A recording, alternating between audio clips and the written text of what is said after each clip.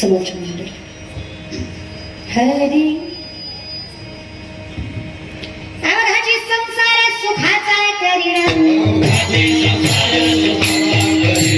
आनंद भरेल नक्की ताई नये मायेचा या पंढरपुरा भेटीन माहिरा कोणी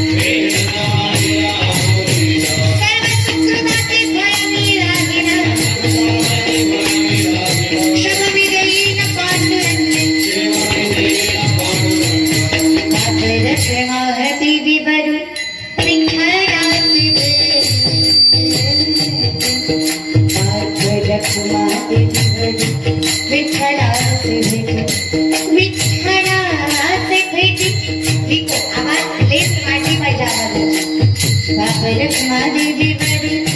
विठ्ठलाचे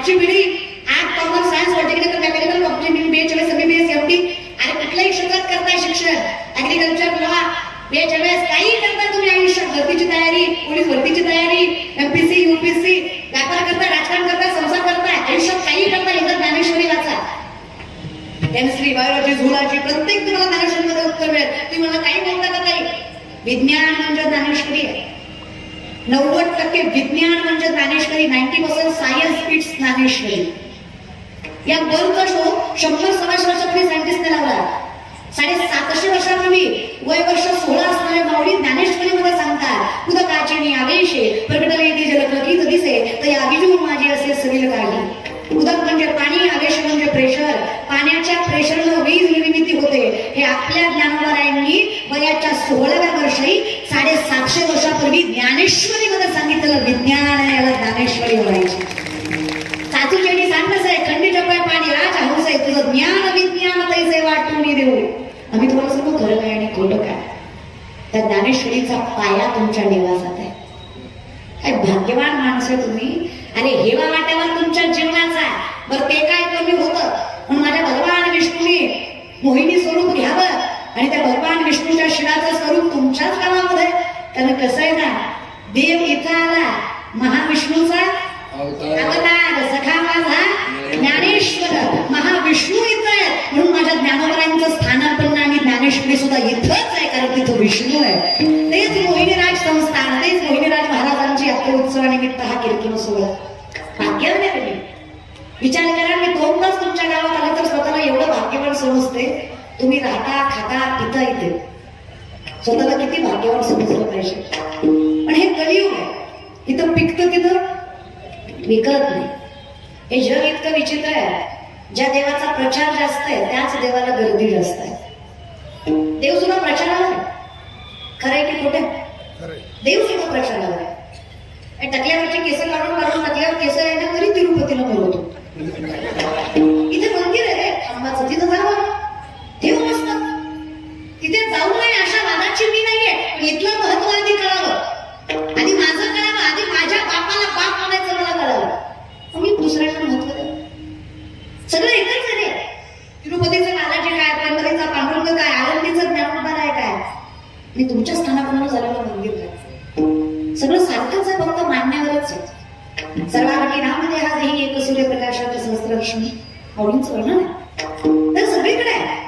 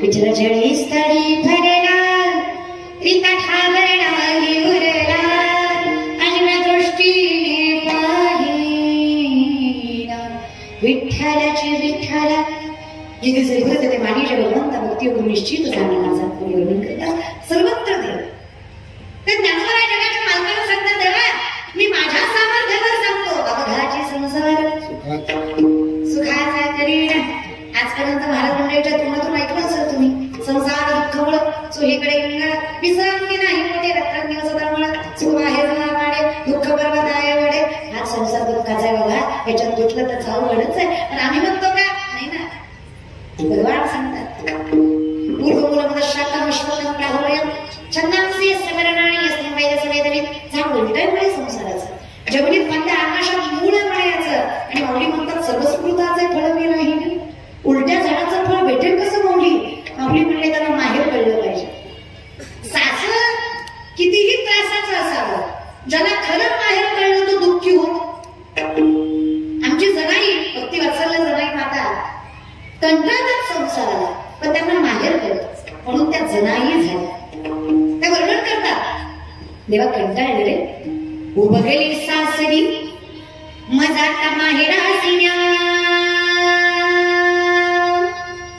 उभगली सासरी मजाता माहेरासिन्या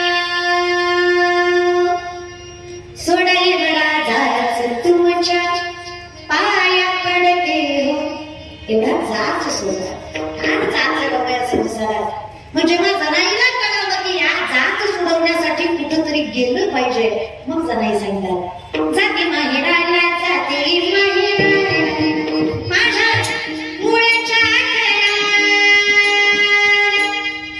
माझ्या मुळाच्या जाते माहेराला जाते माहेराला जाते माहेराला जाते माहेराला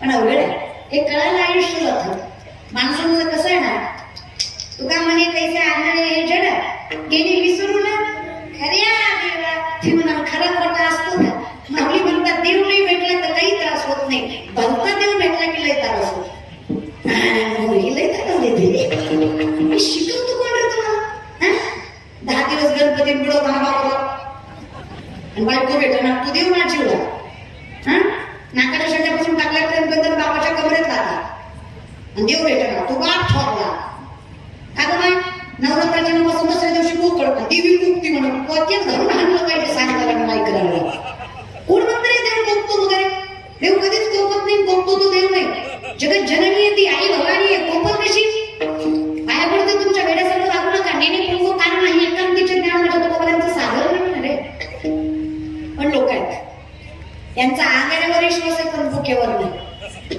कळलं त्यालाच कळलं विनोद कळला पाहिजे विनोद न कळणं हा सगळ्यात मोठा विनोद आहे हे कळलं त्यालाच कळलं कीर्तन झाल्यावर एक हसत होता म्हणले झालं आता हसतो किंवा ताई सुरुवातीचा विनोद आता कळला एवढ्या वेळा काय करत होता मूर्ख लोक म्हणजे तुला म्हणे आयुष्य बुद्धीच्या चिजळ त्यामुळे दगड बरे देवा आवड असणाऱ्या लोकांचं विचित्र लोक म्हणून माझी विनंती आहे मला कळत नाही हे ज्याला कळलं त्याच्यासारखा शहाणा दुसरा नाही मला कळतं हे ज्याला कळलं त्याच्यासारखा मूर्ख दुसरा आपल्याला कळत नाही हे ज्याला कळलं त्याच्यासारखा शहाणा दुसरा नाही आणि खरंच आपल्याला कळत मला चांगलं सांगा आपलं चांगलं आपल्याला चांगलं कळलं का आपलं चांगलं देवाला चांगलं कळलं तुम्ही मुद्दाम करताय का नाही आवश्यक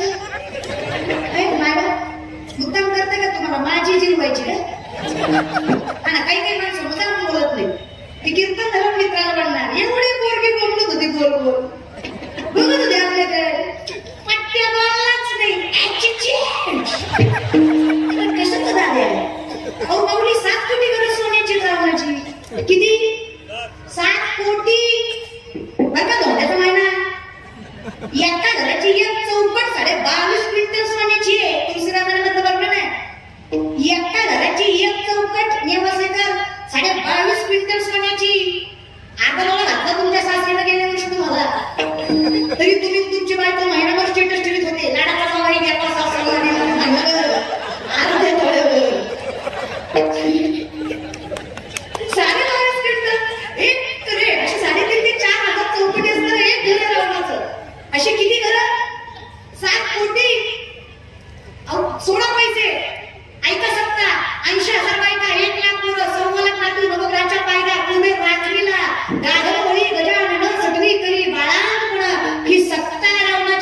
तरी रामाच्या चरणावर मस्तक ठेवल्याशिवाय मोक्ष आणि समाधान नाही, हे सत्य वारकरी संप्रदायाचं.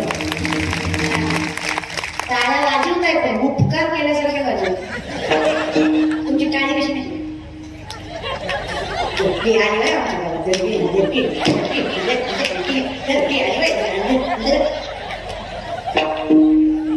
दान करताय का विकायला?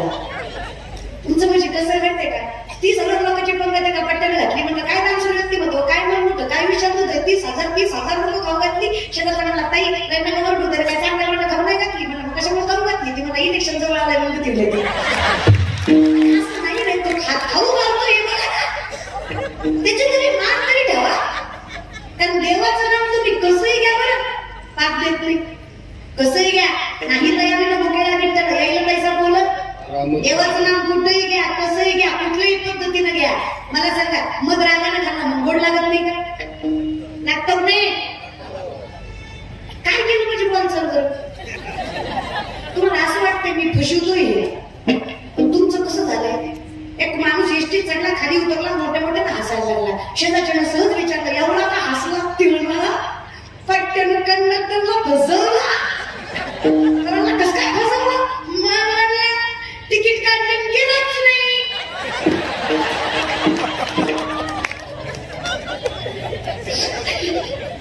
तुम्ही सगळ्यांनी माझं कळलंच कळलं नाही. गंडलं कोण? कंडक्टरच्या बापाचं काय गेलं? तेच ना, इथे कोणाचे काय मागेले ज्याचे त्याने हित केले. विनंती रे बघा, साधी गोष्ट नाही. काही माणसं फार हुशारकीत सांगतात. त्याला म्हटलं की नाही अहो काय सांगायचं दादा, अहो विनाथ महाराजांच्या यात्रेनिमित्त शिवलताई पाटलांचं कीर्तन आहे म्हणे.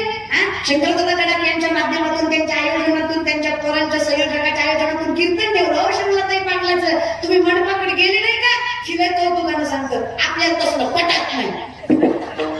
खरंय त्याच कचकच कागाचं करवळ तू तुला भजन कसं आहे लाईकी लागते ना त्याला. हुशारकीत सांगतो माणसं, हुशारकीत. त्याला म्हणलं की नाही कीर्तन कीर्तन पण बसलो नाही, बसलो पण लगेच आलो. काही म्हणतात शेवट म्हणून बसलो पण कळलंच नाही. तुमचं मिळच लागणार नाही रे. तुमचे पाय कीर्तनाकडे वळत नाही, तुम्हाला कीर्तनात बसवत नाही, तुमचं मन कीर्तनात लागत नाही, किंवा काहीतरी बाहेरचं काम तुम्हाला कीर्तन ऐकू देत नाही. मायबाप खरंच यात तुमची चूक नाही. माझ्या माऊली स्पष्ट सांगतात तुम्ही केलेलं पाप तुम्हाला या पवित्र स्थानावर बसू देत नाही. हे सगळ्यात मोठं सत्य. मी बोलत नाही बरं नामाची मोठा तू नर पापिया अरे मी भावया न पावे कोणी तुका म्हणे नाड पाप ठाके हिता. हिताच्या आड उभे तिथं पाप आहे. मायबाप कळत नाही येड्या पाप आहे. संत समजत नाही येड्या पाप आहे. धर्म कळत नाही येड्या पाप आहे. पाप आहे रे शेवटी बोलावंच लागतं. पुण्याची परवानी देतच, पुण्याची परवानी देतच, पापाची परवानी देतच. कर्मे वियोग दर्शन कर्मे आहे की नाही? सोपं आहे का? म्हणून विनंती आहे जसं जमल तसं भजन. काळ वेळ नाम उच्चारितात दोन्ही पक्ष काही उत्तरती. देवाचं नाम तुम्हाला उतरूनच नेणार आहे, कारण त्याच्यात एवढी ताकद आहे. मग रागाने खाल्ला गोड लागतो का? लागतो का नाही लागत? हुशार झाला बरं का. मला सांगा मग रागाने खाल्ला तरी गोड आहे. विष प्रेमानं पिलं मला म्हणे का घरी गेला ट्राय करा सकाळी करते गोड लागणारच आहे. विष येते मारणारच आहे. भगवंताचं नाव आहे ते संसारात घेतलं आणि परमार्थाच्या ठिकाणी घेतलं तरी पुण्य देणारच आहे, कारण त्याच्यात तेवढी ताकद आहे.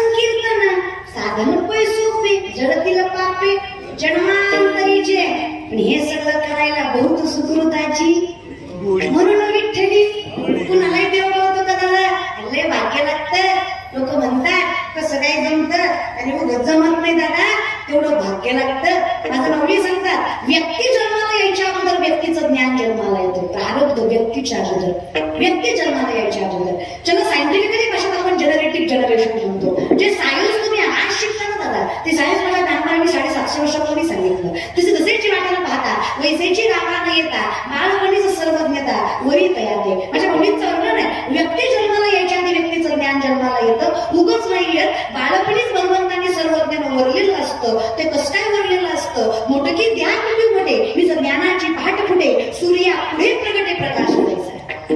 विचार करा बरं का, नीट ऐका. याचं वर्णन असं आहे, प्रकाश सूर्याच्या अगोदर येतो का सूर्य उगवल्यावर येतो? प्रकाश उजेड सूर्याच्या अगोदर येतो का सूर्य उगवल्यावर येतो? सूर्याच्या आधी. अगोदर त्याला पहाटे उठावं लागते. अगोदर फुटतं आणि मग सूर्य उगवतो.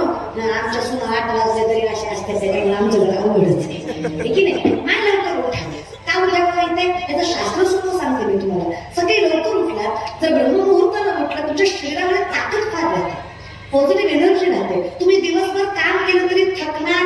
आता बघा, तुमचं शरीर दिसायला जरी मोठं असलं तर त्या शरीरात ताकद नाहीये, ते दिसतं फॉसाटे उगं फुगायला लागलं. मग त्याला काही आकार वाकार तर राहिलंच नाही. पण ते फुगायचं कारणच हे की आपण चुकीच्या वेळी खातो, चुकीच्या वेळी झोपतो, चुकीच्या वेळी उठतो. प्लस आपलं जे ऍटमॉस्फिअर आहे ते चांगलं नाहीये. हे माऊलींनी 750 वर्षापूर्वी सांगितलं की जसं माणसाने सूर्योदयाच्या अगोदर उठावं, अगदी जसं प्रकाश सूर्याच्या अगोदर येतो. सूर्याचं स्वरूप आहे प्रकाश. प्रकाश कुठून निर्माण झाला? सूर्यापासून निर्माण झाला की नाही. म्हणजे अर्थात सूर्य पाक झाला आणि प्रकाश पूर्ण झालं. पण यात कसं झालंय, आधी पोरग जन्माला आलं पुन्हा बाप शब्दशः घेऊन म्हणजे याचा अर्थ आधी प्रकाश आला आणि नंतर सूर्य आला. अगदी तसं आहे, अगोदर ज्ञान जन्माला येतं आणि मग व्यक्ती जन्माला येतो. न्यायशास्त्र सांगतं आत्मा हा निर्गुण निराकार आहे. आत्म्याला कुठलं स्वरूप नाहीये, पण आत्म्याचं स्वरूप ज्ञान आहे. आत्म्याची ओळख करून देतं तर ज्ञान करून देतं. आणि माझ्या माऊलींच्या बाबतीत सांगायचं म्हटलं तर माझे ज्ञानाला उपजता ज्ञानी हे वरून जाणवणी आले लोकांनी चांगलं देतं. 14 विद्या 64 कला 1400 वर्षाचं वय होतं चांगलं बोलायचं. किती? 1400. ते जर तपश्चर्याला बसले तर शेजार पदार्थच्या पंचकृषीतली माणसं मेलेली मडी समोर आणून ठेवायची. महाराज चांगलं महाराज तपश्चर्यावर उठली की मडी सुद्धा उठायची. एवढी ताकद त्यांच्या तपश्चर्यात होती. आता ताकद बघा, योगीही तिथेच गेला आणि भक्तही तिथेच गेला. योग याग विधी येणे मोही सिद्धी, वायाची उपाधी धर्म हरिमुखे. ताकद बघा, 5 वर्षाची मुक्ताई त्याच जागेवरून चालली आणि मुक्ताईने म्हणावं ही मडी का बसवलंय. हे म्हणे कसं आहे ना, ते उठले की मडी उठते. ते म्हणले त्याला तपश्चर्याची काय गरज आहे. अशी शेजारून बाई पाणी रांधून चालली होती. पाणी रांधणं कळतं ना, पहिलं रांधायचे पाणी बरं का. मग पाणी रांधलं होतं आणि महाराज ती घागर घेऊन चालली होती. मुक्ताईनं तसंच घागरीतलं पाणी घेतलं आणि त्या मड्यावर टाकलं.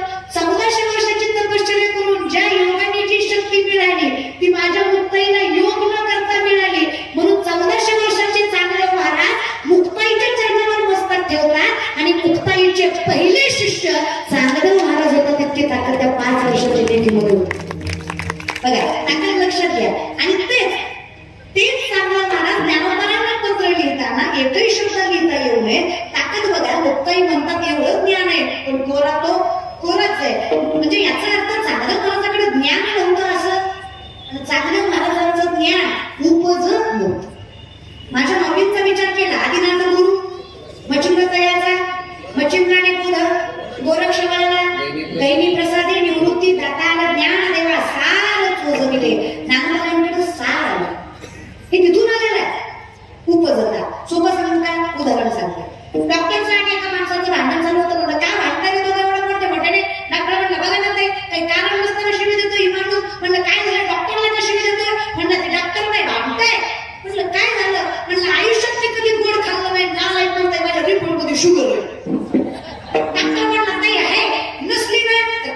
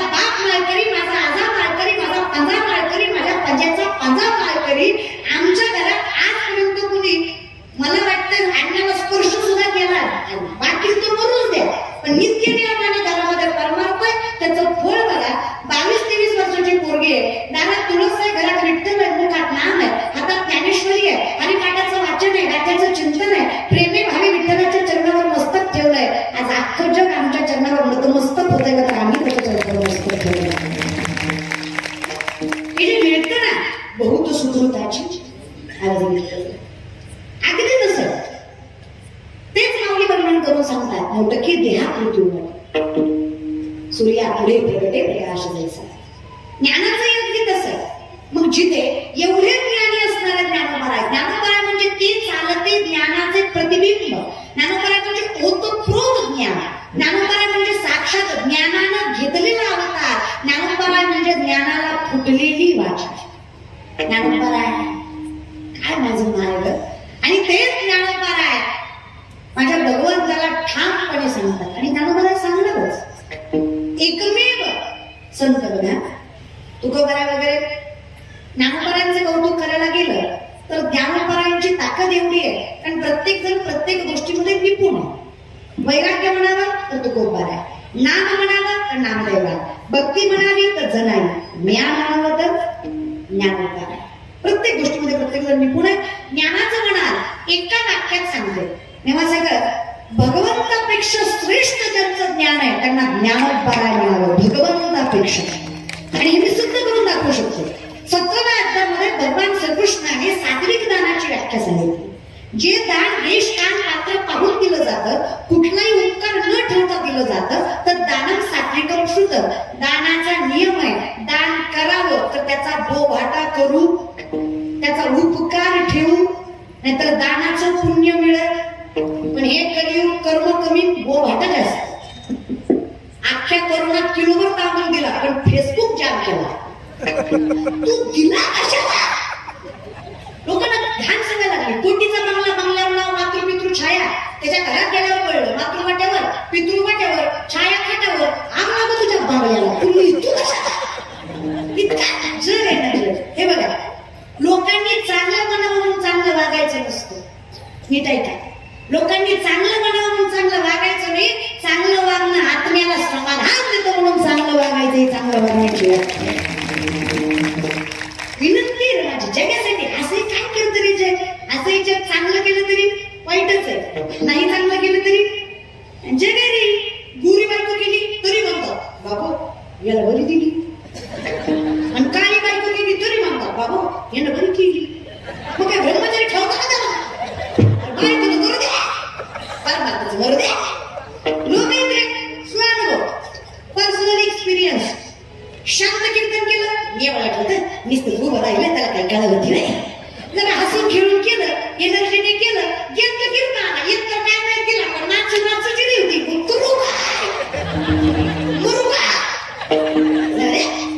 विचार करतात अरे तो म्हणजे लोक जायचा लोक तरी त्या धरवेना लोकांचं तोंड म्हणजे वाकरी याला कुठं हात लावता अजून काय विचित्र बोलावं दादा लोक येत रे विचार आनंद वाचायला बोललं ती त्या काही सगळं गोपाळ का हवी पण आमच्या माऊलींचं मनावर घ्यायचं तेच राहावं सोडून आसमान में जितने सितारे हो उतनी भी अगर शत्रु हो सत्य जाणणाऱ्यांना सांगा तुमचं कर्म सत्य नाही घाबरू नका काय अपयश पदरात पडायचं पडू द्या काय दुःख वाटायला यायची येऊ द्या काय सहन करायला लागायचं लागू द्या किती लोकांनी नावं ठेवायचं ठेवू द्या आणि किती भावकीनं पाय खेचायचे खेचू द्या फक्त विश्वास पांडुरंगावर ठेवा एक दिवस असा येईल ज्यांना अपमान केलाय त्याला 4 माणसात सन्मान करावा लागेल ही माझ्या पांडुरंगाची कृपा आहे तो दिवस तुका म्हणजे नाही चालत तातडी प्राप्त करायला घडी देवाची द्वारे उभा तुम्हाला वेळ बघावा लागेल वाट क्षणभर म्हणजे क्षणभर नाही क्षणभर याचा अर्थ वाट बघावी लागेल वेळ येऊ द्यावी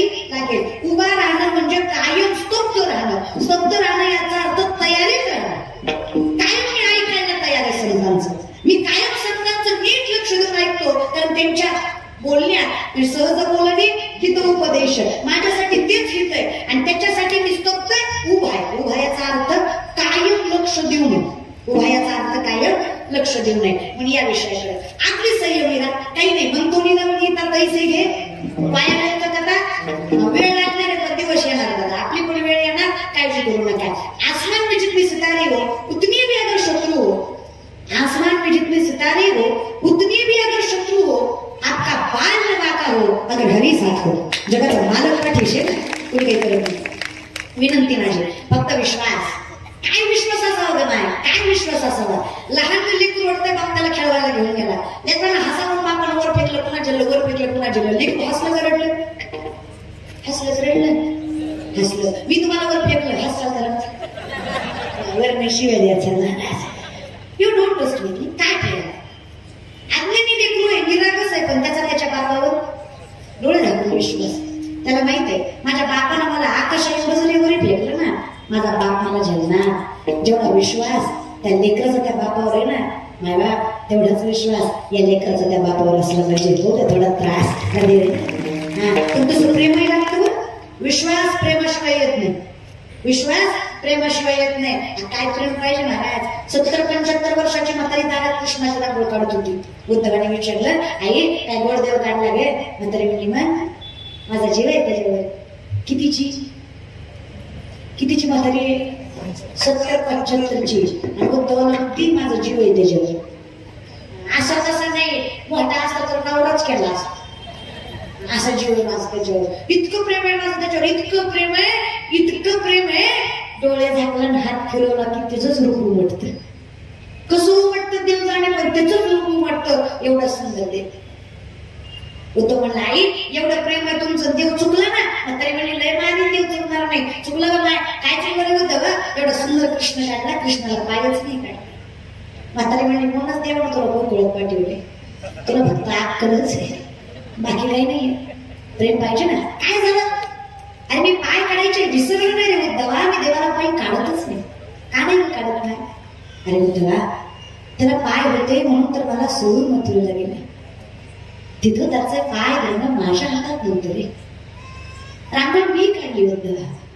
तो दिसावा, तो जवळ असावा, याचा भास व्हावा, याच्यासाठी मी रोज त्याचं सोडून काढते उद्धवा. चुकून माकून मी यात पाय काढले आणि इथून जर देव निघून गेला तर कुणाकडे बघून जगू रे उद्धवा. पण रांगोळीत पायच नाही काढले उद्धवा. खरं सांगा, रांगोळीतला देव जाईल का? पण इथं लॉजिक नाही, ओनली मॅजिक चालतं. तर्कवितर्क शुद्ध भाव. आणि ज्याला भाव शुद्ध आहे ना, सर्वस्व पांडुरंग करतो. माझ्या विठोबाचा कैसा प्रेम भाव आपण जिले टाकलं. तेच माझं ज्ञानोबा. एवढं सामर्थ्य महाराज त्यांच्यामध्ये. त्यात चांगदेव महाराजांच्या पत्रांना चांगदेव 65 कधी जमली तर वाचा. माझी विनंती आहे, काहीच नाही जमलं वाचायला तर ज्ञानेश्वरी वाचा, नाही कळली तरी वाचा.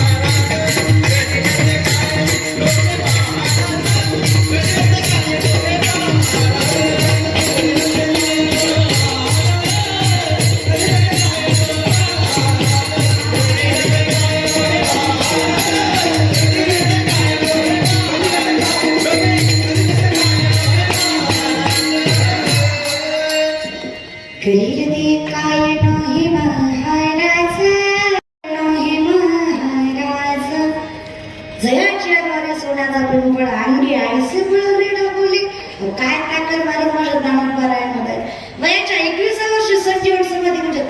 लक्षात घ्या ना महाराज. जगाच्या मालकाची चूक करायची म्हणजे ताकद लक्षात घ्या ना महाराज. ते बरोबर श्रीमंत सात्विक दानाची व्याख्या सांगतात.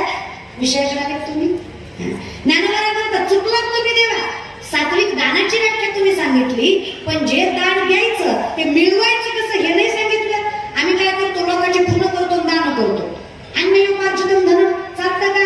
अन्यायानं उपजत झालेलं धन सधर्माच्या कारणी लागत नाही. मग आपली सांगतात जरी सधर्मात होते जे जे मिळे आपण याते ते दिजे बहुते सन्मान योगे.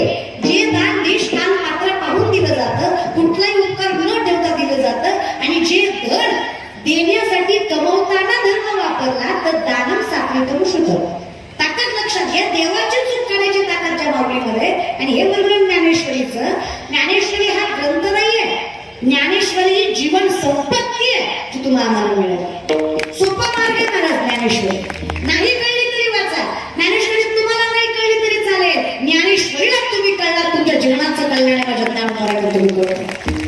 जे विचार करता ना तुम्ही, तुमची लेकरं तुम्हाला का सांभाळ येत नाही, त्याचं कारण बी तुम्हीच आहे. मी स्त्रीला मला उलटी घेते नातवाची आणि मग ती पोरानं सांभाळलं पाहिजे. मला हुशारच की आठवीचा पोरगा माझ्या समोर मामा चुलीत होता. म्हणलं लाज वाटते का? चडीतला कॅन्टीन तरी ती मला म्हणते तू कोण? म्हणलं मी महाराज. ती मला मांडपात झालं कीर्तन मी ज्ञान बाजून म्हणलं. आपण आपल्या बापाचा ऐकत नाही. झुकेला नाही सावा म्हणला तू काही चिंच का समोर त्याला बाप आला. तिला चोळीची महाराष्ट्र पटकन मागं घेतली. म्हणलं कारण आताच म्हणत तर बापाला घाबरत नाही. म्हणलंय बापाला घाबरलं घेतली आवला घाबरत नाही. म्हणून मग मागं का घेतली? ती यातली अर्धी मागते म्हणून आली. आता याचा बाबा समजा म्हणाले इथं बसलेले गोवा गुटखा तंबाखू दारू खाणारे पिणारे हातवरी का इतका व्यसनमुक्त नियम असायचा. तोंडावर कळत रे कोण खातं करून पित ले रे ले पिणारी तर ले व्याख्या रे. मार मार मार मार मार मार बायकोला संध्याकाळी सकाळी म्हणणार मला किल्ल्यावर कळत नाही. बरं सगळं कळतं तेवढंच बरं कळत नाही. तुमचा नवरा जर म्हटलं ना मला पिल्यावर कळत नाही. कसं कळत नाही? डोकळावर शेळीच्या लेंड्या समोर नेऊन ठेवा. सांगा बरं काळ्या डोक्यात गोड लागतात का? काही का कसं कळत नाही? नाटकं करतोय कळत कसं नाही? अरे तुम्हीच अशी वागवत पुढच्या पिढीने काय रे? अरे शिवराय जन्माला यायला घुस पाहावं लागतं रे. शिवराय जन्माला संस्कार प्रबळ लागतात रे. सगळं नुसतं म्हणून चालत नाही. अरे काय कळले रे तुम्हाला मला शिवराय? काय कळले आणि कसे कळले? काय आजची पिढी रे? काय डीजे लावून तो डान्स, काय ती शिवजयंती. अरे कोण होतं शिवराय याचा विचार तरी केला कधी तरी? वयाच्या 14 वर्षी सोनाराचा बाळगुरू मासामध्ये हातात दिलं होतं त्या लेकराच्या. वयाच्या 17 वर्षी पहिल्याकडे किल्ला जिंकला माझ्या राजाने. अरे कौतुक वाटतं मला शिवरायाचं शिवशाहीचं. काय विचार कौशल्य होतं माझ्या राजाचं. अरे वेडे नाहीत लोक. स्वतःचा बाप मिळत तरी त्याचा फोटो हॉलमध्ये लागला याची खात्री नाही. पण आज प्रत्येकाच्या चौकात प्रत्येक गावाच्या चौकात प्रत्येक माणसाच्या मनात जात धर्म पंथ कुळ गोत्र कुठलाच विचार न करता माझ्या शिवरायांचं स्थान माणसाच्या हृदयामध्ये. त्याचं कारण त्याचं व्यक्तिमत्व आहे. मूर्खणीत लोक वेडेत लोक बघा. सोपं आहे का? कालही शेतकरी म्हणतो, आजही शेतकरी म्हणतोय, उद्या मरणार नाही याची खात्री द्याल का? अशी काल शेतकरी म्हणत होता, आज मरतोय, उद्या मरणार नाही याची खात्री द्याल का? द्याल का दादा? नाही देऊ शकत. सरकार कोणाचं येऊ द्या, कसं येऊ द्या, कुठलं येऊ द्या, देतात ना खात्री. शेतकरी मरणार नाही त्याची. कौतुक वाटतं मला शिवरायांचं. 21 वर्ष वय होतं जेव्हा शिवराय मायाच्या स्थानावर बसले. ज्ञान बघा, व्यवस्थापन बघा, विचार कौशल्य बघा. आणि 21 वर्षाचे शिवराय त्याच काळात दुष्काळ पडला. पोराच्या मांसावर बापाची नजर पडावी इतका भीषण दुष्काळ शिवरायात पडला. कौतुक वाटतं मला शिवशाहीचं. माझ्या शिवरायांच्या राज्यात एकही शेतकरी घराला फास लावून गेला नाही म्हणून कौतुक वाटतं मला शिवरायांचं. काय व्यवस्थापन असेल? महाराष्ट्रातलं पहिलं धरण शिवरायांनी बांधलं खेडशिवापूरला. 32 धरणाला जन्म बांधले.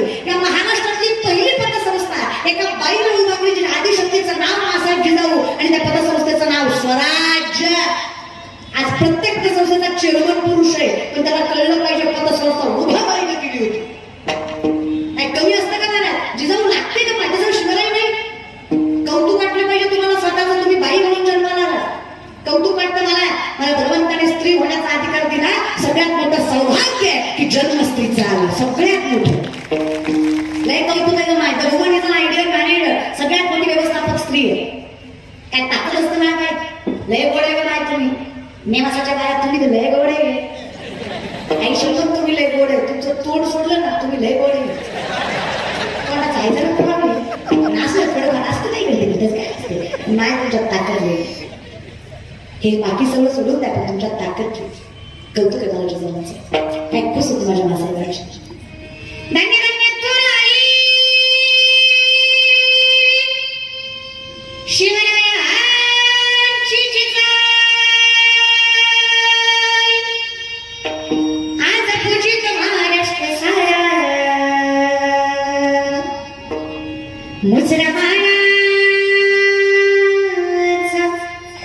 मुसलमानाचा मानाचा चीज गेला मानाचा चीज गेला मानाचा चीज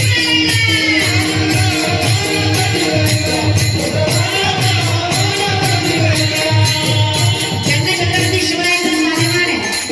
या मातीचा अभिमान आहे असा प्रत्येक जण काय उभा टाकलेले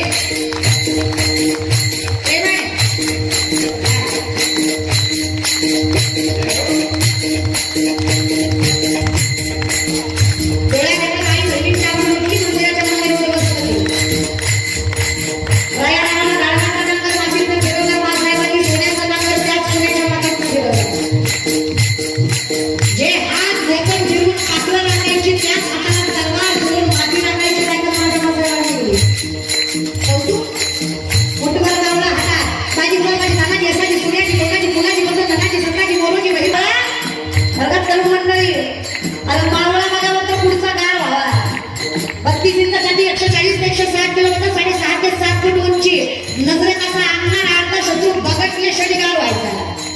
पण ते मावळे आणि एवढी माणिकच्या तुम्ही मनवर झालेले बिचारे शुद्ध शाकाहारी होते. आमचं बोकड हल्ले तरी मान माझ्यावर पडून पडून शुद्ध शाकाहारी होते माझे मावळे. सुपारीच्या खंडाचं व्यसन नसतं माझ्या काढला 22 वर्षाचा मान शिवा कशा मृत्यूच्या पालखीत बसलाय. राजाने विचारावा शिवा विचार कर बसलाय की पालखी मृत्यूची आहे. चुकून जरी शत्रूच्या हाती लागला विचार केल्यापेक्षा त्या वाईट मरणाने मरशील.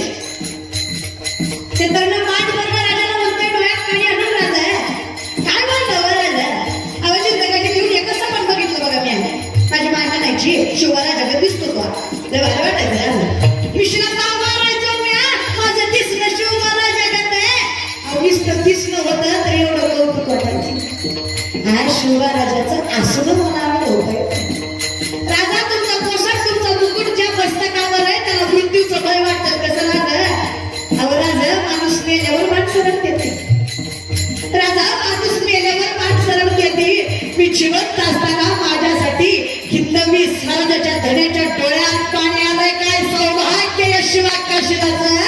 आता फरक सुद्धा खुशी खुशी करायला मिठी मारल किंवा राजा या पोराने घडलं स्वराज्य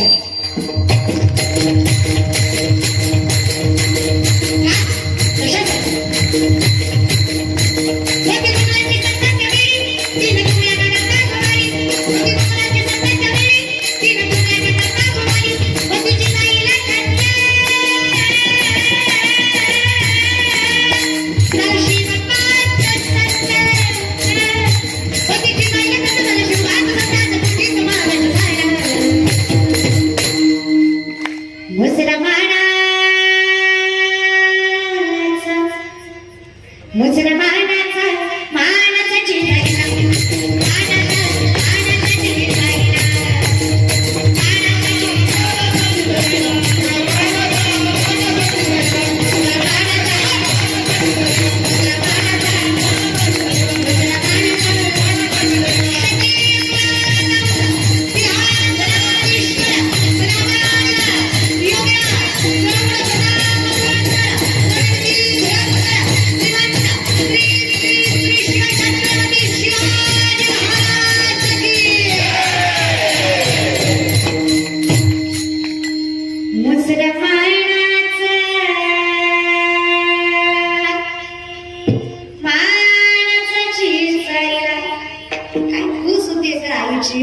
हिंदवी स्वराज्य उभारली होती.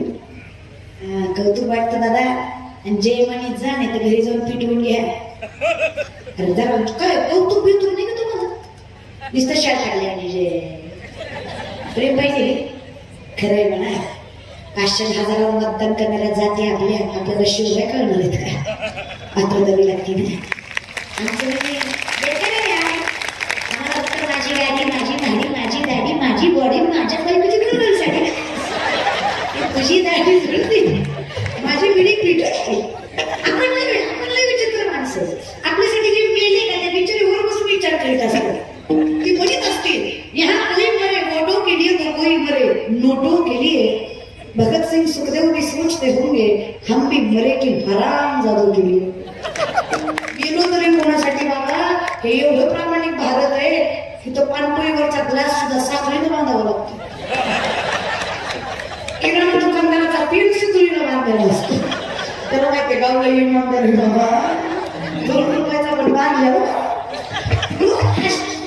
चोर पकडायची मशीन होती जपानमध्ये, 3 तासात 20 चोर गेले. ऑस्ट्रेलियात 3 तासात 30 चोर गेले. 3 वर्ष भारतात आम्ही 15 मिनिटात मशीनच चोरीला गेली.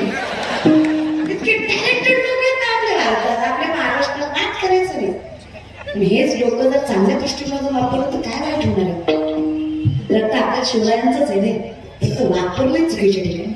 नाहीतर विचार करा, 2 लाख पायदळ, 1 लाख घोडदळ स्वराज्याचं, 10 पटीनं जास्त सैन्य शत्रूचं. जर माझ्या शिवरायांनी विचार केला असता, माझा बाप गुलामगिरीत आहे, मी स्वराज्य निर्माण कसं करणार आहे? माझा बाप निजामाच्या हाताखाली कामं करतो, मी कसं काय स्वराज्य उभं करणार आहे? आत्मविश्वास आहे स्वतःवर, विचार कौशल्य आहे, आणि नीतिमत्ता पवित्र आहे. आई बहिणीला देवीसारखं न्याय द्यायचा अधिकार, ताकद त्यांच्यात आहे. माझ्या शिवरायांनी त्या मुघलांच्या नाकात पिचून 260 पेक्षा जास्त केले, 40 वर्षाच्या आत हस्तगत केले. हा इतिहास आहे माझ्या मातीचा, आणि कौतुक आहे त्या विचार कौशल्याचा. सोपं नाही करणार. काय लागतं रे मोठं व्हायला आजची पिढी? तर म्हणून मी कीर्तनाला उपस्थित आहे. गाव आपलं, माती आपली, तालुका आपला, जिल्हा आपला, राज्य आपला, परंपरा आपली, ज्ञान आपले, पूर्वजांनी त्यातही आपल्याच केला. मग इथं साम्राज्यही आपलंच पाहिजे. भले तरी देऊ काशीची लंगोटी, पण नाठाळांच्या माती हनुकाठी. आमच्याशी प्रेमाने वागलात तर आमचं धोतर सोडून तुमची लाज राखू, पण आमच्या नादी लागलात ना, झेंडा खाली दांडावर करून तोत्राची ताकद दाखवू. अरे वारकरी म्हणजे काय साधे समजता का? काय गंध लावतो म्हणजे काय शेळपटलेले समजतात? ताकद आहे रे. धर्माचं पालन करणे, पाखंड खंडन, ह्याचे मान करणे, का मग वीज वाढवावे ना. ताकद पाहिजे खरं खरं, खोट्याला खोटं म्हणायची. विनंती आहे माझी, उभे टाका स्वतःच्या पायावर. कधी उभे इथं किशन पैसा नावात प्रसिद्धी असते की कुत्री सुद्धा भागत पुढे फिरते. कळलं त्यालाच कळलं. किशन पैसा नावात प्रसिद्धी असते की कोणी खात नाही. विनंती माझी, नाव कमवा. कोरिडनो जरा बाकीचं सोडून द्या. मोठ्या भाजाला नम्रता, गांभीर्य दोन्ही पाहिजे आपल्याकडे. आता आपल्याकडे मी वाईट नजरेनं बघायला तर त्याच्या पायात हातात द्यायची ताकदही पाहिजे, आणि त्याच ठिकाणी आपल्या आईबापाची, आपल्या नवऱ्याची सेवा करायची दानतही आपल्याला तेच पाहिजे, कारण आपण बाई आहे. कौतुक आहे का? विनंती आहे. काय लागतं आजची पिढी मोठ्या वेळेला तरुण मुलं मुली? आमच्या वर्गात एक पोरग आहे, मी लॉच्या 2nd इयरला आहे. आमच्या वर्गात एक पोरग आहे, सगळ्यांनी त्याला उभा करायला एक प्रश्न विचारला. उत्तर देताना आम्हाला कळलं बोबडे तू. आकावर हसू, सगळी हसले. सर मला मूर्खच का? लॉला ऍडमिशन घेतलेस, तुला बोलता येत नाही, तू वकिली करणार कशी? म्हणलं तो तुतलं करू नका. तू जर आयुष्यात काही करू शकला ना पट्ट्या, मास्टर नोकरी सोडून तुला पाय घालून जाईल. सरांनी अंडर एस्टिमेट केलं, ग्राह्य धरलं. आजची पिढी जग ग्राह्य धरतं आपल्याला. त्यांना वाटतं कालची उगवलेली पोरं आम्हाला तुला टप देऊ शकतात. आणि मराठी याला व्यापार जपणार आहे का? शेतकऱ्याची आवडा भाव वाटा वाढणार आहे का? अर्गंदाला फिरणारी त्यांच्याच्या कुठं ठामपणे उभा राहता येणार आहे का? पण खरं सांगते बाबा, अख्खं जग जेव्हा आपली हरायची वाट बघतं ना, केव्हा जिंकून दाखवलं त्या जिंकण्यालाच मजा आहे. तेव्हाच जिंकायचं ह्याला वाटतं की ह्याला जाणार नाही. पोरगी आहे ती काय करू शकते? करून दाखवायचं, बोलून सन्मान लोकांनी करावा या विषयाला. मग काय झालं? वर्गा म्हणला खरं थांबणार ते थांबतो, सांगाल ते करतो. सरांनी 20 रामायणाचे ग्रंथ हातात दिले आणि सांगितलं पुढच्या लेक्चर पर्यंत त्यातला एक जरी ग्रंथ विकला ना पट्ट्या, मास्तर नोकरी सोडणार तुझ्या पाया घालून जाणार. सर म्हणले ए तू नाही करू शकत. वर्ग अर्धा तासानं आला, लेक्चर संपले, अर्धा तासानं आला. सरांनी उभा केला, ग्रंथ विकले आणि खाली मान घातली. सर म्हणला विश्वास होता जमणार नाही. वर्ग म्हणला तर थगडी विकली.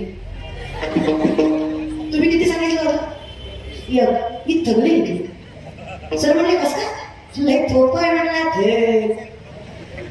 थगल्या थळून द्यायचो, त्याला थांबायचो हे बघा हे लांब पुढच्याला थांबायचो हे बघा हे रामायण तुम्ही देता का मी वाचून दाखवू?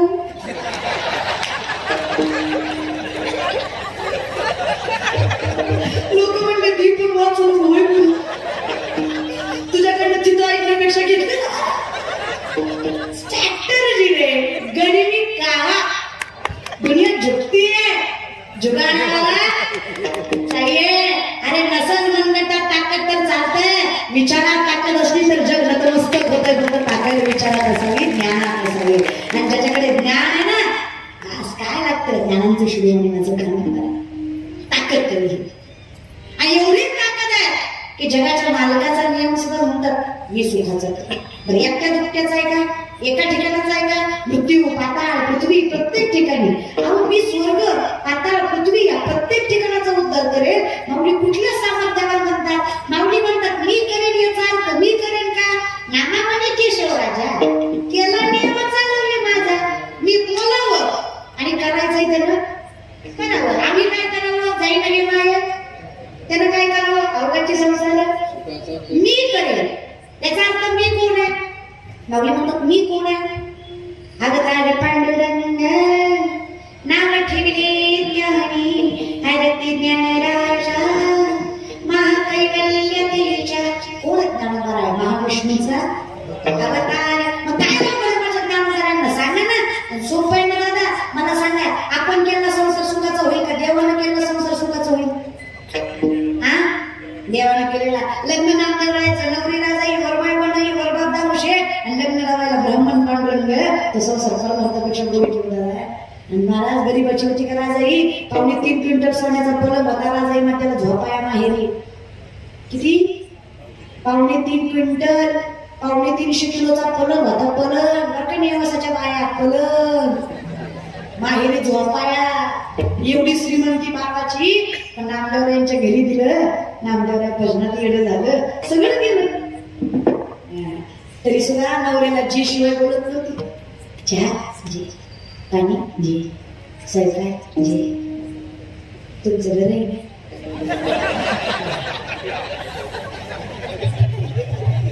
काय संताची बायका होता दादा माझी. तुकोबरायची बायको, पुण्याचं सासर माझं तुकोबरायचं. गुळवे सावकाराची पोरगी तुकोबरायची बायको आवली.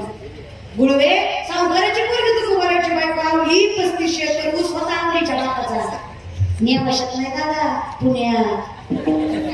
किती? 3500. वन टाइम 1425 माणसं हाताखाली कामाला होती तिच्या बापाच्या. पण नवऱ्याच्या घरी मीठ असलं भाकरी खायची. 4 चिगडाची साडी नसायची. तक्रार करीत नव्हती. तुमची 3 टाइम खाली. तरी दिवाळीला माहेरी गेल्यावर ती काय बाय जंगल भेटलंय मी आहे मला सांभाळाय गेलं. काय बायका होत्या बाई, काय बायका होत्या. धोतर फाटलं माहिती तुला करायचं बाबा. धोतर फाटलं 3 गाठी मारल्या. तुला बरा गरीब नव्हते बरं. तुकोबराई सगळं लुटून दिलं हो जगाला. तुकोबराई काय गरीब होते का? 65 लाखाची संपत्ती होती तुकोबराईची. किती? आताची नाही दादा, 450 वर्षापूर्वी. आताच्या 10 लाखामध्ये तवाचा रुपये असे हिशोबात 65 लाख दादा. 2 BHK 65 लाखाची होती. तरी भजन चोरीत होते. 100 एकर ऊस. तरी भारताला राम राम म्हणत नाही. ती म्हणतो भावताय की पेटन पेटन पेटन. नीट बोलाचा वार करला ना काय तुम्ही पेटन. भजन करीत जा. वारेकरी म्हणजे तुम्हाला साधे वाटतात का? लोक आजकाल तोंड उचलून काही बोलायला लागले तरी असं तसं तसं असं. अरे काय तुळशीची माळ आहे, कपाला गंध आहे. किती येडा असू द्या तो विश्वाचा मालक त्याचं राखण करतो. अरे जो कपाला बुक्का लावला जातो ना माझ्या पांडुरंगाच्या, तो बुक्का म्हणजे वारकऱ्याच्या चरणाची धूल आहे. जो माझा मालक मस्तकाला लावतो इतकं सौभाग्य स्वतःचं समजतो की त्या वारकऱ्याची धूल माझ्या मस्तकाला. विश्वाचा मालक होतो. हा द्वादशीला जेवण केलं मग वारकऱ्यांना पत्ता वाळा उचलायला मग पांडुरंग असतो. वारकऱ्याला काय साधं सुद्धा समजतात का? हा या विषयाच्या इतके श्रीमंत माझे तुकोबा. 25 बैलगाड्या कर्जपत्रांनी भरल्या होत्या. जेव्हा कर्जपत्र इंद्राने बुडवायची ठरवली. किती बैलगाड्या? 25. एका कागदावर 100 ते 200 एकर जमिनी 300 ते 400 टन सोनं तुकोबाराकडे घाण होतं. अशा कागदाच्या किती बैलगाड्या? 25 इंद्राने बुडवल्या. कालांतराने गरीब यायला. कालांतराने इतकं लुटलं लोकांना की लोकांनी इतकं लुटलं की तुकोबारायलाच राहिलं. तुकोबारायला 2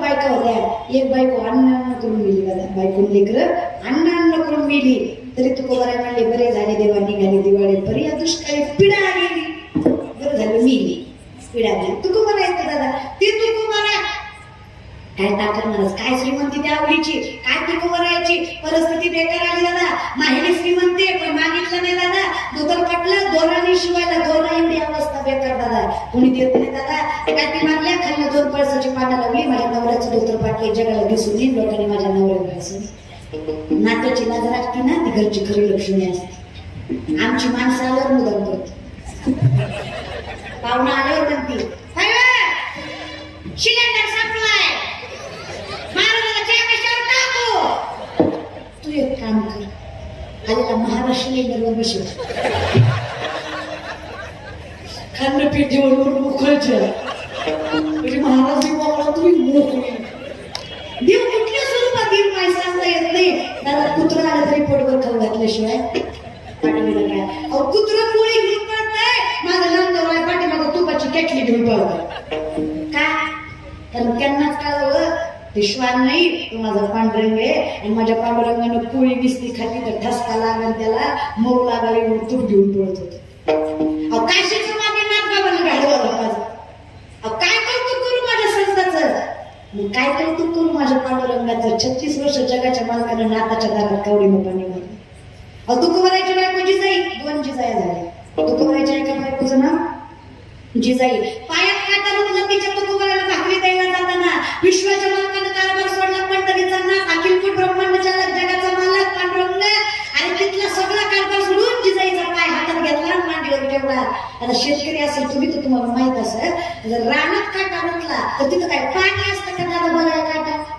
मग काटा कसा बघायचा तुका काढायचा पायाला लावायचा बरं एका थुक्यात काटा दिसतो का 2-4 बारे तरी लावावं तसं माझा पांडुरंग काय करायचं तोंडातला तुका घ्यायचा जिजाईच्या पायाला लावायचा पुन्हा 2 तोंडात पुन्हा पायाला पुन्हा तोंडात रखमाई मातेला लय राग आला शेवटी बायको आहे ती नवऱ्याची इज्जतीची काळजी आहे दादा अरे बायको कशी बी असली तरी बायको ती बायकोच दादा काय म्हणते म्हणली लोक तपश्चर्या करून मेली तरी तुमचा चरण स्पर्श झाला नाही आम्ही वारी करू करू मेलो तरी तुमचे पाय भेटना 48-49 तास उभं राहावं लागतं वारी तेव्हा कुठं तुमचं 1 सेकंद चरण स्पर्श करायला भेटतो पांडुरंगा विश्वाचे नायक आहेत तुम्ही हिचा पाय हातात घेऊन हिजाला बरं खरं सांगा देवा तुम्हाला खरंच हिच्या पायातला काटा दिसना बरं तुम्हाला जी नाही ती दिसतं हिचा काटावर दिसत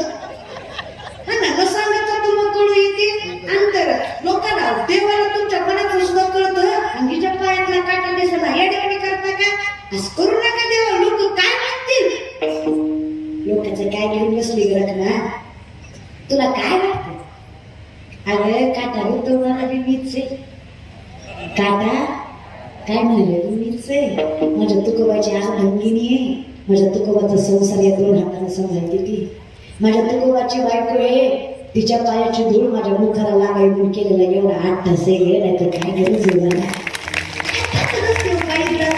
नुसता संसार सांभाळता जगाच्या मालकाने हातात पाय घ्यावा इतकी ताकद आहे महाराज पण विनंती आहे थोडं समजून घ्या ही सगळी ताकद नावाची माऊली म्हणले देवा जसा संतांचा केला तसा यांचा पण करा समजून की नाही संतांचा केला तुम्ही सुखाचा यांचाही करा म्हणजे मी करीन मी तुम्हाला पुन्हा एकदा सांगते मी ज्ञानोत्पादय कोण हे लक्षात घ्या हे या ज्ञान भक्ती सहज बघतो एक वटना मज तोची मीही केवळ तुझं श्रुतही आहे जेव्हा ज्ञानी परिपूर्ण असतो त्यावेळेस तो भक्ती करतो भक्ती झाली की ज्ञान परिपूर्ण होतं तेव्हा कळतं देव कोण आहे देव कळल्यावर कळतं मी कोण आहे मी कळल्यावर कळतं देवाचं माझं काय नाव आपल्या संसाठी करुणी हरिपाठ नीट म्हणे जर आपल्या शिवेसाठी नाही ते सवसाठी सव म्हणजे सारखं मी देवाकडे गेलो देवानं मला देव केलं जर मी देव झालो तर मला काय अवघड आहे अवघ्याचे संसार हा अगदीच ना 5 मिनिटे महाभारतात जाऊ लगेच भारतात 5 मिनिटे जायचं ना तुम्ही दमले नाही तसं माझं बाकीच्या पुढचं झालं तुमचं माझ्या पुढचं झालं पुढचं असं तर तुम्हाला बोलावं लागणार मी काही एकटीनं उठतो नाही हा जायचं 5 मिनिटं आणि महाभारतात द्रोणाचार्य सगळ्यात बुद्धिवंत माणूस महाभारतात सगळ्यात बुद्धिवंत कोण द्रोणाचार्य चक्रव्यूह आपला 7 मंडल केंद्रबिंदू आहे अर्जुन म्हणला मी जाऊ का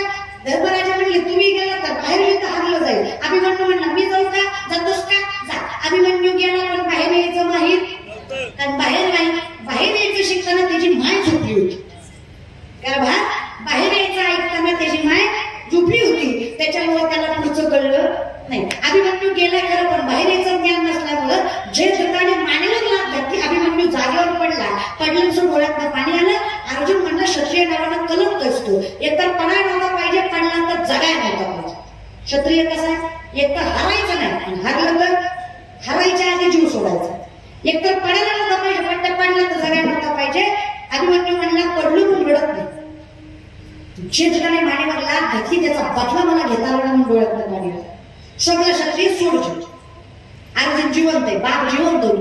अर्जुनाने पण घेतला, उद्या सूर्यास्तापर्यंत जयद्रथ मारणार. नाही मारलं ना अर्जुनाने जयद्रथ, स्वतःची चिंता स्वतःलाच म्हणून मी स्वतः मारणार. पटपट मला कोण कुणी केलं.